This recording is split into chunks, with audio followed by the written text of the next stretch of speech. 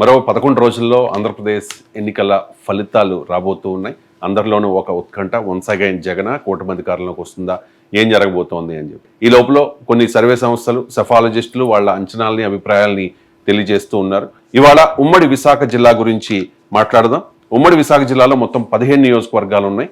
ఏ నియోజకవర్గంలో ప్రధానంగా ఎవరెవరి మధ్య పోటీ ఉంది, వాళ్ళ విజయావకాశాలు ఎలా ఉన్నాయి, ప్రతికూలతలేంటి, అనుకూలతలేంటి, ఇంకా వాటన్నిటికి సంబంధించి డీటెయిల్డ్గా మాట్లాడదాం. సో సెఫాలజిస్ట్ చందు శ్రీనివాస్ గారు మనతో జాయిన్ అయ్యారు.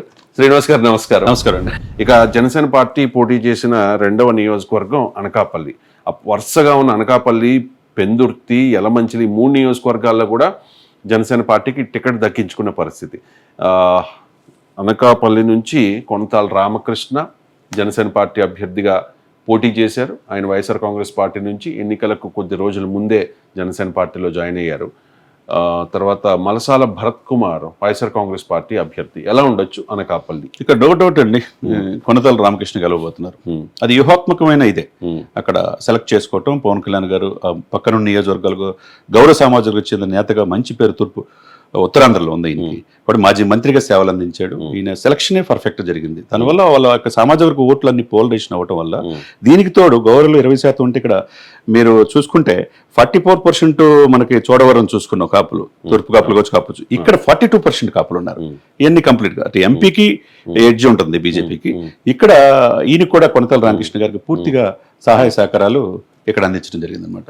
అందువల్ల కొనతాల రామకృష్ణ గారు, తర్వాత మత్స్యకారులు 6% ఉన్నారు, కొప్పులు ఎలమ 5, మాల 6, యాదవ్ 5. ఈ సామాజిక బీసీ సామాజిక వర్గాలన్నీ హక్కును చేర్చుకోవటం, ఇవన్నిటి వల్ల కొనతాల రామకృష్ణ గారు. అనకాపల్లిలో సీఎం రమేష్ పోటీ చేస్తూ ఉన్నారు ఎంపీ అభ్యర్థిగా, భారతీయ జనతా పార్టీ అభ్యర్థిగా.